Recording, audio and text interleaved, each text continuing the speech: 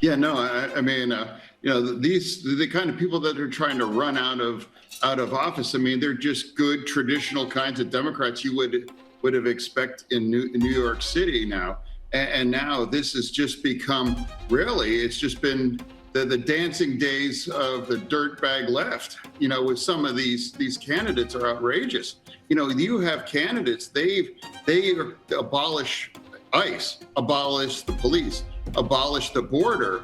And she even said F Kamala Harris and more of these outrageous kinds of things. A lot of these candidates that very likely are going to win tonight just declaring a war on just regular Democrats.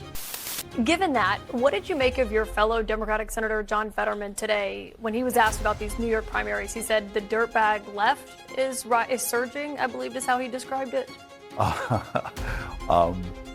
Again, for me, if you want to heal a country, you can't be picking fights. I think we need to understand that our party is not homogenous.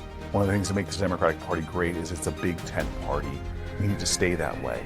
The focus has got to be the November elections. The Democrat Party has been completely hijacked by radical left progressives, Marxists, and socialists. Exhibit number 1. New York City and up in the Northeast in Connecticut, the Marxists and socialists swept all of the incumbents off of the map. Dan Goldman, a fixture of Democratic policy and really an incumbent stronghold for years, lost bigly. Secondly, Mamdani and his socialist and fascist friends are now taking over the party just like AOC and the squad did down at the federal level in DC. So what this is setting us up for is a huge gift. The Republicans have just been handed a golden goose that will deliver for years if they learn how to position themselves off of this. There's two things that I want to show you here. One, Stephen Miller absolutely describes what we're seeing perfectly. And I want to show you that and then transition into a great example from Barack Obama himself, right? The golden boy, the poster child. I want to show you where he was on some of these key issues just to demonstrate to you how radicalized the left has become. First, let's see what Stephen Miller has to say. Well, this is an issue, Sean, you and I have discussed on your airwaves many times, and tonight brings really terrifying evidence of just, as you said, how far this cancer has spread and is spreading across and throughout the Democrat Party. The candidate who won that race in New York tonight campaigned, as Senator Fetterman said, on abolishing ICE, abolishing borders, abolishing jails. So effectively, this candidate is saying that every single American citizen should live at the mercy of the most violent criminals, terrorists, and thugs on the face of planet Earth. Just our whole country there for the taking, there for the pillaging. No protection for you or your family. And we've seen in every single race where there is an open Democrat primary, the radical left base of the Democrat Party is electing the most socialist, the most communist, the most lunatic candidates, the most fringe candidates that possibly exist. Every one of them, against cops, against ICE, against Border Patrol, against borders, against jails, for every crazy trans idea, against... Miller is right, and I want you to ask yourself this question as you watch the rest of the clip, because he closes this perfectly. This is the question. Again, do these issues resonate in middle America, in the flyover states? The answer is no way. So what you're seeing with this radicalization of the left on both coasts, they're dictating policy at the national level. And these policies that are popular in New York City or popular in Los Angeles, they're not popular in Kansas, Iowa, Texas, Florida, you name it. So what they're doing is taking these radical programs and trying to fit them into the puzzle of the national electorate. They're setting themselves up to fail huge. Every single tenet of traditional American values, principles, religion, God, all of it. I mean, you saw this quote from Tallarico today where he says he hates Christianity. These are the candidates that they are running, Sean. So President Trump, in a very real and very literal sense, is the man, is the leader standing in the gap, in the breach, protecting this nation from this tyrannical wave of left-wing insanity. Exactly. How do we ever reconcile the ones that want Marxism, socialism, defund, dismantle, open borders, sanctuary cities and states? How do we ever reconcile these two very different ideologies? I don't see how. No, I mean, fundamentally, Sean, look, we used to have a country, you could pick what time period, maybe say the 1980s with Tip O'Neill and Ronald Reagan. We used to have a country where you had a center-left Democrat Party, really a center, I would say a center to center-left with many members who were actually center-right. These were called Reagan Democrats or Blue Dog Democrats. So that was...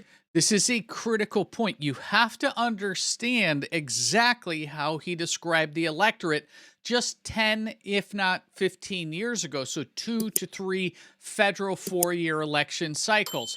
This is how fast the AOC progressive cancer has spread within the left. So Stephen Miller's exactly right. The Blue Dog Democrats are gone. They ran them out of Congress. Joe Manchin from West Virginia was the last of them. They wanted nothing to do with him, and Chuck Schumer and Nancy Pelosi allowed it to happen. The spectrum the Democrat Party lived in, from center left to center right. Then you had a Republican Party, right, a conservative party. And over time, the Democrat Party has abandoned all of that, and they have instead adopted this radical, revolutionary, and in many cases, violent ideology that wants to tear America down and destroy everything that we know and love from top to bottom, right? Living in a state of total anarchy, without police, without law enforcement, where criminals can rape and maim and murder with impunity, where your kids are taught from the age of 2 to hate America, to hate their God, to hate their parents, to hate their family, to even hate their own gender. That's their agenda. And no, you cannot have a middle ground with that. Ultimately, what President Trump is doing and what he is leading is an America First movement that says we need Democrats to come vote for us to leave that insanity, because ultimately that's just a death knell for America. So I'm going to correct Miller here, because we don't necessarily need Democrats as they stand now. I think the Democrats that were center-leaning have moved independent, registered as so, or at least vote as so. We need them to come into the Republican tent. And the key issue here is, how do we message to them properly going into the midterms? We'll break that down here, but first, I want to show you the perfect example of where the Democrat Party was on immigration, and specifically where their titular head of their party, Barack Obama, was with this critical issue and where they are now. So this is a great find from an awesome account on X, Maze. You have to follow them. And this is where Barack Obama, then candidate, was talking about an issue that was just totally dismissed last night in the Northeast and in their elections. Have a listen to where the messaging at the national level was for the Democrat Party. This administration, the Bush administration, has done nothing to control the problem that we have. We've had 5 million undocumented workers come over the borders since George Bush took office. It has become an extraordinary problem. And the reason the American people are concerned is because they are seeing their own economic position slip away. And oftentimes, employers are exploiting these undocumented workers. They're not paying the minimum wage. They're not observing worker safety laws. As president, I will make sure that we finally have the kind of border security that we need. That's step number one. Step number two is to take on employers. Right now, an employer has more of a chance of getting hit by lightning than be prosecuted for hiring an undocumented worker. That has to change. They have to be held accountable. Start shedding some light on the problem, and we can once again be a nation of laws and a nation of immigrants. That's what I intend to do as president of the United States. So again, a nation of laws and a nation of immigrants. This was the Democrat position in 2008. Barack Obama just said it. So what happened? Well, we saw the first movement right? Specifically coming out of one of the boroughs of New York City with AOC. Then she joins up with the radicalized left squad, primarily coming out of the Rust Belt.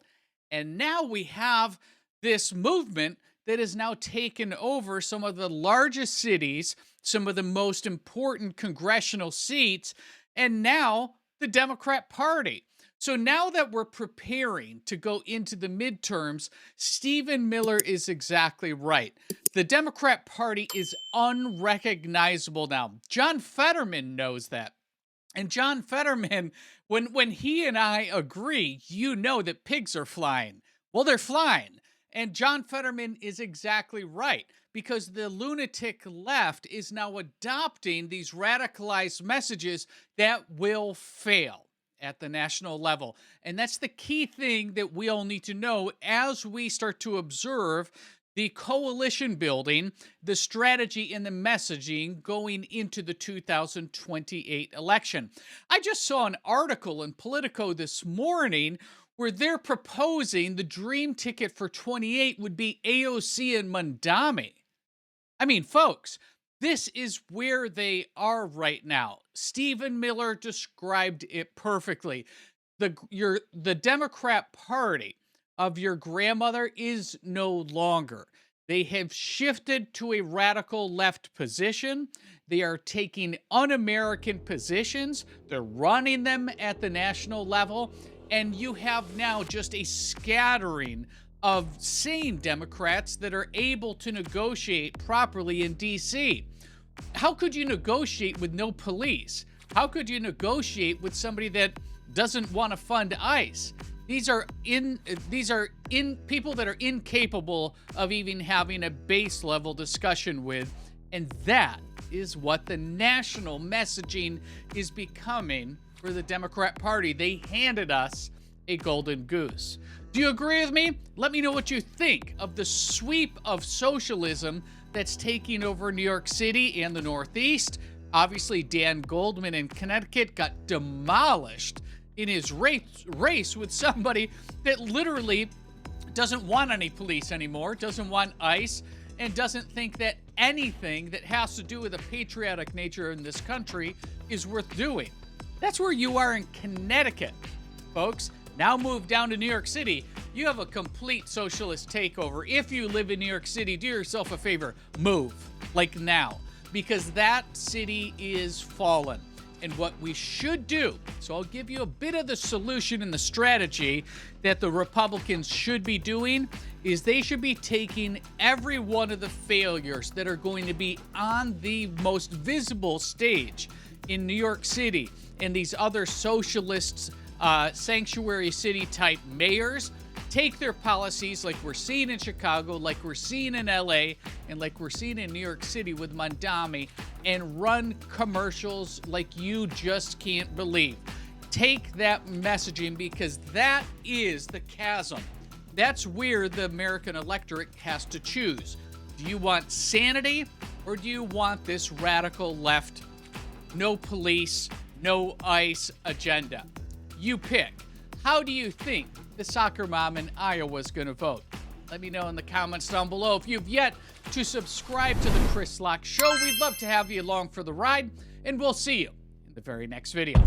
Be sure to like and subscribe to the Chris Locke Show for the latest America First news, conservative commentary, and the stories that mainstream media refuses to cover.